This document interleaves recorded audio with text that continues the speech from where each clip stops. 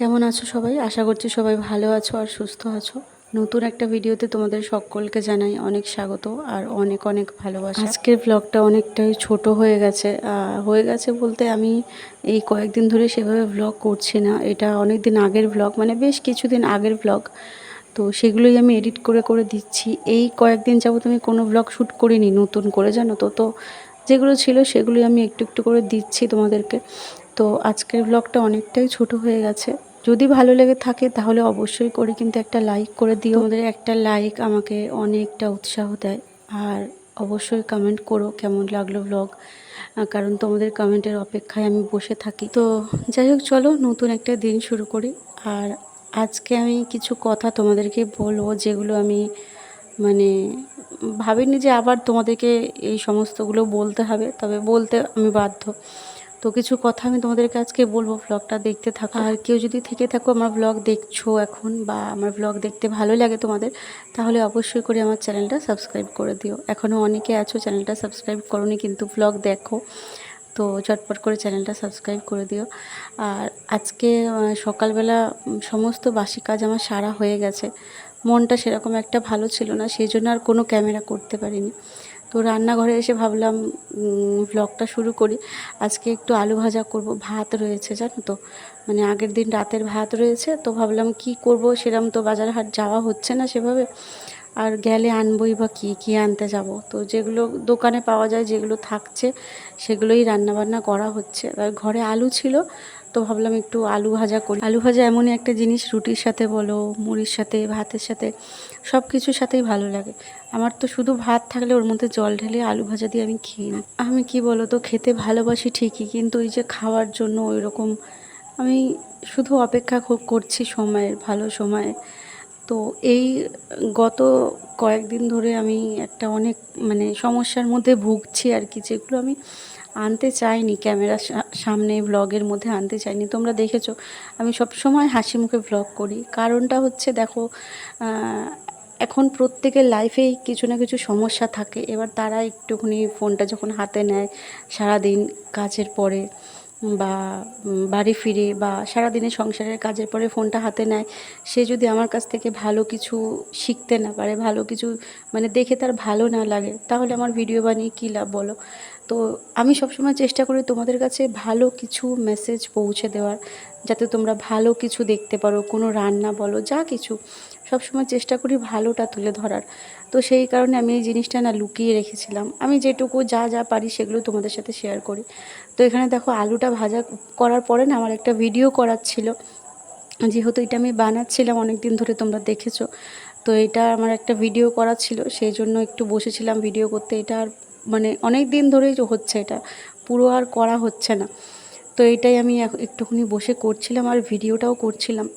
আর তারপরে সকাল থেকে সেরকমভাবে আর কোনো ভ্লগ করিনি। দুপুরবেলা ওই জল ঢালা ভাত খেয়েছি। আর আজকে না দুপুরবেলা আমি বাড়িতে ছিলাম না, জানো তো, মানে মাদের বাড়ি চলে গেছিলাম। আমার কিছু কাজ ছিল আর ভালো লাগছিল না ঘরে, সেই জন্য আমি মাদের বাড়িতে চলে গেছিলাম দুপুরবেলা। তো এই সন্ধে সন্ধে হতে যায়, এই সময় আমি বাড়িতে এসেছি। তো এসে দেখি বানুটা না খাঁচার মধ্যে বসে আছে, কেমন খারাপ লাগলো। তো সেই জন্যে মানে সারাদিন যেহেতু ওকে ছাড়া হয় না, আর দুপুরবেলাও আমি ছিলাম না, তো সেই জন্য না ভাবলাম ওকে একটু নিয়ে ছাদে ঘুরি। ও তো অবলা জীব, অবলা বাচ্চা, ও তো কিছু বোঝে না বলো, মানে মন খারাপ, ভালো খারাপ সময় ও তো কিছু বোঝে না।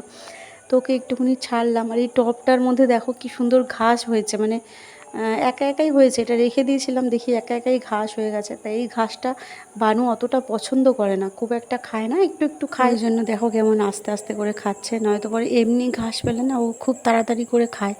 আর এটা যেহেতু অতটা পছন্দ করে না, সেই জন্য ধীরে সুস্থে খাচ্ছে আর কি। তো ছাদে একটু খেলাধুলা করলো, দৌড়াদৌড়ি করছিল, আমি দাঁড়িয়েছিলাম। আর ন্যাড়া ছাদ তো, ওকে ছাড়লে না মানে খেয়াল রাখতে হয় আর কি। তো সন্ধ্যাবেলা এসে ওকে নিয়ে, মানে বিকেলের দিকে বাড়ি ফিরে ওকে নিয়ে একটু ঘোরাফেরা করালাম। আর তারপরে চলে এসেছিলাম নিচে। নিচে এসে আমার ভিডিও এডিট করার ছিল, সেদিন ভিডিও এডিট করছিলাম। আর সকাল থেকে যেহেতু রান্নাবান্না কিছু করিনি, জল ঢালা ভাত আর আলু ভাজা খেয়েছিলাম। তো বিকেলের দিকে জয় বলল, মানে খাওয়ার বায়নাটা ওরই হয়ে যাচ্ছে এখন অসময়ে, মানে আমি বুঝতে পারি ও খেতে পারে না। তোমাদেরকে সেদিনকেও বললাম, আমি সবসময় চেষ্টা করি এই খারাপ সময়টাতে ওর পাশে থাকতে। এরকম না যে কাজ নেই বলে একটা জিনিস মানুষটা খেতে চাইছে রান্না করে দেবো না, এরকমটা না। যখন যেটা বলতো তখনই সেটা আমি রান্না করে দিতাম।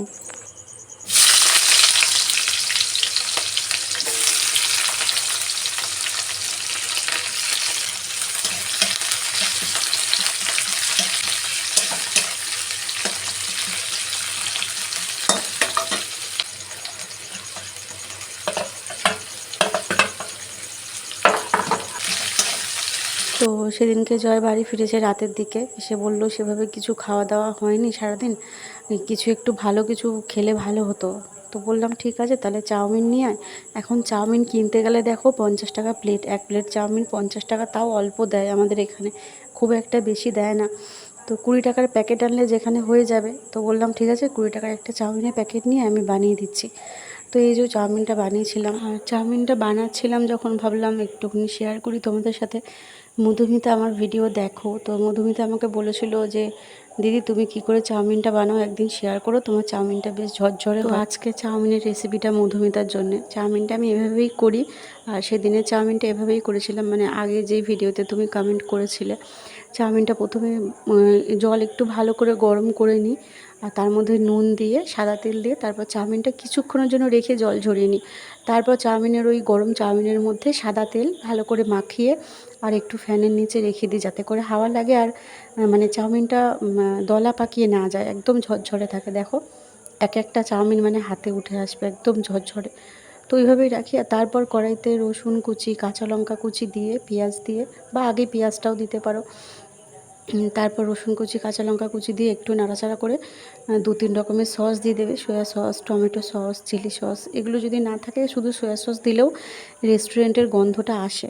তারপর গোলমরিচ গুঁড়ো, এ সমস্ত কিছু দিয়ে ভালো করে নাড়াচাড়া করে একটুখানি ম্যাগির মশলা দিতে পারো, সামান্য একটু, ওটা টেস্ট হয়। খুব একটা বেশি দিলে আবার গন্ধ হয়ে যায়, ভালো লাগে না ম্যাগির মশলার পুরোটা। তারপর এগুলো দিয়ে তারপর ডিম একটু ভেজে তুলে রেখেছিলাম, একটা ডিম, তো সেইটা দিয়ে মিশিয়ে ভালো করে, আর উপর থেকে গোলমরিচ গুঁড়ো, নুন ছড়িয়ে হালকা হাতে একটু নাড়াচাড়া করতে হবে। আর ওই যে আলু ভাজাটা দেখছো, আলু ভাজাটা জয় বললো ওর চাউমিনে মিশিয়ে খাবে, তো সেই জন্য আলাদা করে রেখেছি, আর আমি এমনিই খাবো। এটা কিন্তু সন্ধ্যের টিফিন নয়, আমাদের রাতের খাবার। তো যখন বললো যে ভালো কিছু বানা, তো ভাবলাম সেই যখন মানে রাত হয়েই আসছে, আবার আলাদা করে কি রান্না করব রাতে, আলু আর পেঁয়াজ আছে তো ঘরে। তো ওই জন্য ভাবলাম আবার সেই সেদ্ধ ভাত করব, ওর থেকে ভালো চাউমিনটা একটু রাত করে খাবো, তাহলে আর রাতে কিছু রান্না করতে হবে না। তো সেই কারণে একটু রাত করে চাউমিনটা করেছিলাম, যাতে মানে রাতের খাবারটা হয়ে যায়। চাউমিনটা রাত করে খেলে পেটটাও ভরা থাকবে, তো সেই কারণেই আর কি। আর 20 টাকাতে দেখো আমাদের রাতের ডিনার হয়ে গেল, মানে 20 টাকার প্যাকেট এনেছিল, দুজনের ভালো মতন হয়ে গেছে। আর জয়ের কথাটা বলি, কয়েকদিন ধরে আবার সেই ঝামেলা সমস্যা শুরু হয়েছে আমাদের মধ্যে, মানে কিছু কিছু ক্লিপ আছে, আমি সেগুলো তোমাদেরকে দেবো, যদি আমি বাধ্য হয়ে দিতে হবে তোমাদেরকে। তোমরা একটু পাশে থেকো, এই সময় হয়তো আমাকে আলাদা হয়ে যেতে পারে, অন্য বাড়ি নিয়ে চলেও যেতে হতে পারে, বুঝে উঠতে পারছি না কি করব, সবটাই জানাবো তোমাদেরকে, পাশে থেকো এটুকুই বলবো। দেখা হচ্ছে কাল।